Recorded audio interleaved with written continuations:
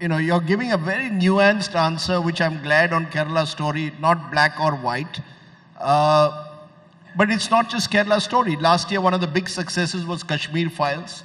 Again, the critics said this is a political propaganda film. Both films were promoted by the ruling BJP. Now we've got a film coming out on Savarkar, a biography of Savarkar, and there's talk that the RSS is speaking to a lot of producers, directors, saying, please make such films, we'll fully support it. Do you believe cinema and politics should mix in this manner? Would you advise politicians to promote a film? Cinema is a medium, like the press.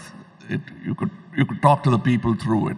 It is not as direct as a stage like this, but it still can talk to people. What should not mix is religion and politics. I'm concerned, I'm frightened about that. Because around the world, we have examples of things going wrong when it happened. And that's my concern. Otherwise, cinema can talk. In America, they make a Malcolm X, where the majority of them are Caucasian, and they make a film called Malcolm X, and Martin Luther walks across the streets in Washington with Marlon Brando beside him. There will be those who will say the best way, in a way, to then promote the kind of ideology your beliefs is make another strong film that tells possibly of the dangers of mixing religion with politics. I've done it about 23 years back. You've done a few, yes. You've done it 23 years back. I'm saying, would you do it now in today's context? Will it be allowed now? Sorry?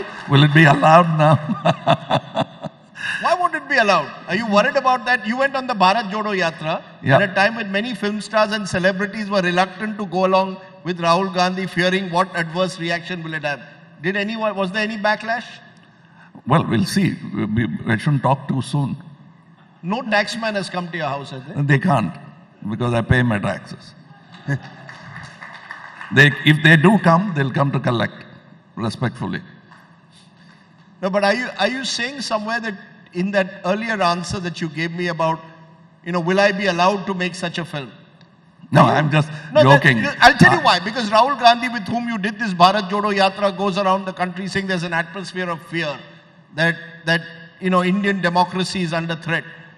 Do you believe Indian democracy is under threat? Do you believe that there's an atmosphere of fear? I'd like to amend that by saying that democracy will always be under threat by avaricious, power-seeking politicians. It will always be under threat, and we have to keep that vigil. That's what I said before. I repeat it again, reiterate that democracy is not something you plant and it'll go into a tree. You'll have to constantly watch that. It's not a cactus. It's a gentle tree. We'll have to foster it and make it grow. We're sort of winding down on the conversation, but I want to understand from you, Kamal Haasan, how do you see yourself over the next few years? These are important years, big election next year. There's an election in Tamil Nadu in about 2.5, 3 years from now. How will you divide your time between your cinematic work and your political work? Will there come a time when you will finally say, I've had enough of this. For the next 3 years, all I will do is just focus on public life. Can that ever happen? Is that possible for you? Yes, I was always ready to do that, but I needed the money. When you keep saying this to me, I needed the money to run the party because it's a lot of money. And I'm not even paying the voters. It still is costing. So I might have to do it for some time, but then if push comes to shove, people are more important than cinema to me right now. Because, Rajnikant, your great, I won't call him competitor, but two of you were sort of iconic figures for the longest time in Tamil cinema. Eventually backed out from politics because I think he felt that I can't devote that kind of time. I don't want to get into this world of politics. I will only focus on cinema. You took the big plunge. Do you have any regrets? Do you think Rajni did it right? Maybe I should have been a Rajnikant. I could have Not at all. If possible, if only his health would permit, I would have convinced him to come back. You mean you would have had a double starrer, you and him possibly No, together? let him be in the opposition, but I believe in democracy. We'll agree to disagree. Because as we've seen, South Indian stars have had a mixed track record when they've entered politics. NTR was a huge success, and this is his centenary year. Within 5 months of joining politics, won a huge election in Andhra Pradesh. MGR, remarkable success story in Tamil Nadu politics. But then you had a Shivaji Ganeshan, you had a few others not so successful in their political careers. What is it that you think it takes to become an NTR or an MGR? Or is that era over where you could translate your star appeal directly onto into politics? Is that era over? I came into cinema when Mr. NTR and Mr. MGR were ruling the roost. In cinema? In cinema. Yes. And I did not want to become an NTR or MGR. I became Kamal Haasan.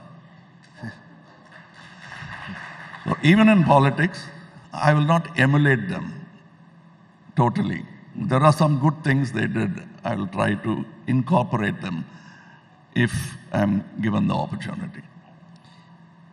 The reason I'm saying this is, as I said, is it more difficult now than it was then? Then there was a novelty factor in a way. You know, stars coming in, there were these, NTR almost as taking his mythological roles from Krishna, Ram, to becoming this superstar in politics.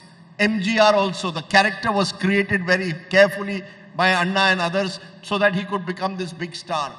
Is it more difficult now for an actor to make that transition into politics? Amitabh Bachchan, for example, the biggest star of Hindi cinema, gave it up, couldn't do it. I think it should be made difficult for anyone to just jump into politics and become successful. They must show their earnestness and be responsible. That should be the qualities they should be looking for. And I think they'll find that in me.